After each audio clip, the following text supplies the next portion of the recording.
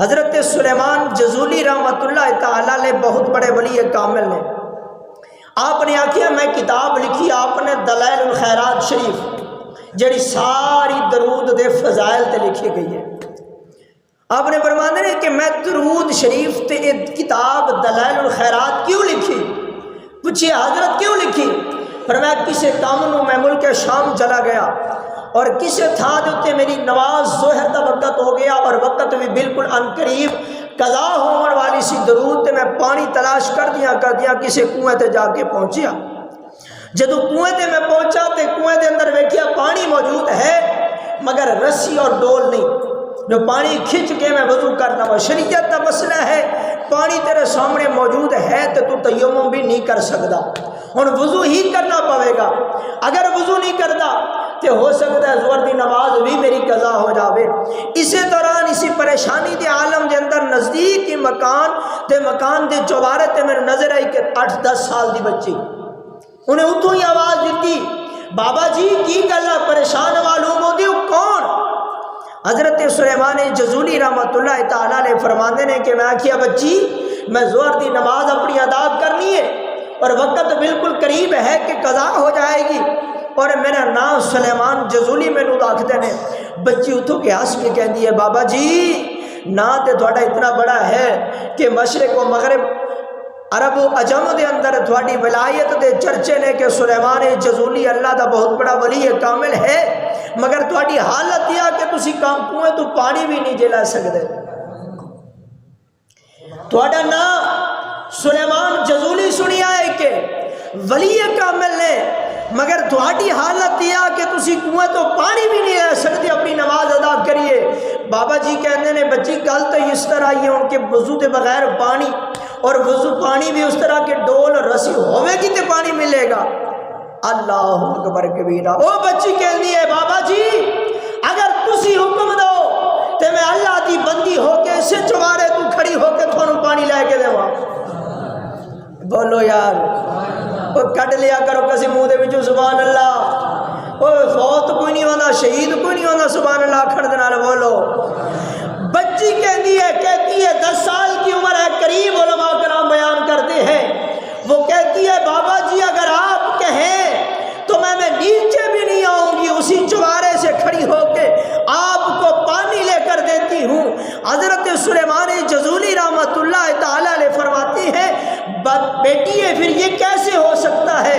آپ نے وہاں سے اس بچی نے لعاب دہن ڈالا کنویں کے اندر اپنا لعاب دہن ڈالا اس کنویں کے اندر.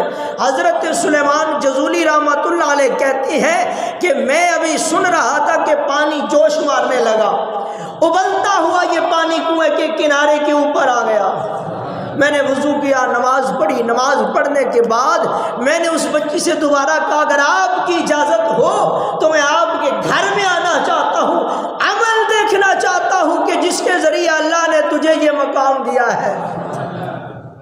عمل دیکھنا چاہتا ہوں پوچھنا چاہتا ہوں جس عمل کے ذریعے اللہ نے تجھے یہ مقام اور مرتبہ دیا ہے. وہ بچی وہاں سے آواز دیتی ہے بابا جی میرے سر پہ میرے باپ کا سایہ نہیں میری ماں گھر میں اکیلی ہے اس لیے آپ اندر نہیں آ سکتے میں باہر آ سکتی ہوں. بچوں کی تربیت کرے تو ایسی بچوں کی تربیت کرے تو ایسی ہو. یہ ہمارا مستقبل ہوتے ہیں. اللہ اکبر کبیرہ. وہ بچی کہنے لگی بابا جی میری ماں گھر کے اندر اکیلی ہے آپ اندر نہیں آ سکتے میں آ سکتی ہوں آپ کے پاس. وہ بچی اتر کر حضرت سلیمان جزولی رحمۃ اللہ علیہ کہتے میرے پاس آئی تو میں نے پوچھا بتاؤ یہ ماجرا کیا ہے؟ وہ کہنے لگی بابا جی اس میں میرا کوئی کمال نہیں یہ میری ماں کا کمال ہے یہ میری ماں کا کمال ہے. فرمایا وہ کیسے؟ کہنے لگی بابا جی جب میری عمر 10 سال کی ہوتی ہے میری ماں مجھ سے کہتی ہے بیٹی آج کے بعد تمہارے اوپر نماز پڑھنا فرض ہو گئی ہے. یہ ہے بات تربیت کی. آج ہم کہتے ہیں بیٹا سکول جاؤ نمازیں رہتی ہیں تو ہم نے کب پڑھی ہے جو تم نے پڑھ دی ہے؟ ہم نے کون سے سجدے دیے جو آپ لوگ ہیں؟ ہم کون سے نمازی ہوئے جو آپ نے دینے؟ جاؤ جا کے دکانداری کرو نمازوں کا وقت نہیں۔ اللہ اکبر۔ وہ بچی کہتی ہے کہ میری ماں کی یہ تربیت ہے کہ ماں نے کہا بیٹا آج کے بعد تمہاری نماز قضا نہیں ہونی چاہیے، اور فرمایا اگر تمہیں روٹی بنانا آتی ہے تو ٹھیک، نہیں آتی تو مجھے قبول ہے۔ اور سننا یہ جملہ، ماں کہتی ہے بیٹی گھر میں جھاڑو دینا تمہیں آتا ہے تو ٹھیک، نہیں آتا تو مجھے منظور ہے۔ فرمایا برتنوں کو مانجنا اگر آپ کو آتا ہے تو ٹھیک، نہیں آتا تو مجھے قبول ہے۔ گھر کے کام کرنے آتے ہیں ٹھیک، نہیں آتے تو مجھے قبول ہے، مگر ایک بات یاد رکھنا، اگر دن میں ایک مرتبہ کم از کم تم نے میرے محبوب کی ذات پہ درود نہیں پڑھا تو مجھے گھر میں قبول نہیں ہو، باہر بھی قبول نہیں ہو۔ ایک مرتبہ دن میں میرے محبوب کی ذات پہ درود لازمی پڑھنا۔ فرمایا بابا جی یہ حضور کی ذات پہ درود پڑھنے کی برکت ہے کہ اللہ نے حضور کی برکت سے اسی عمر میں یہ مقام دے دیا ہے۔ فرمایا جو 10 مرتبہ درود پڑھے گا، 10 مرتبہ جو میں محمد کی ذات پہ درود پڑھے گا، میں بروز معاشر ادھر شفیع ہوں گا۔ اور فرمایا جو میں محمد کی ذات پہ درود پڑھے گا میں ادھر ہاتھ پکڑ کے انہوں جنت چلا جاؤں گا۔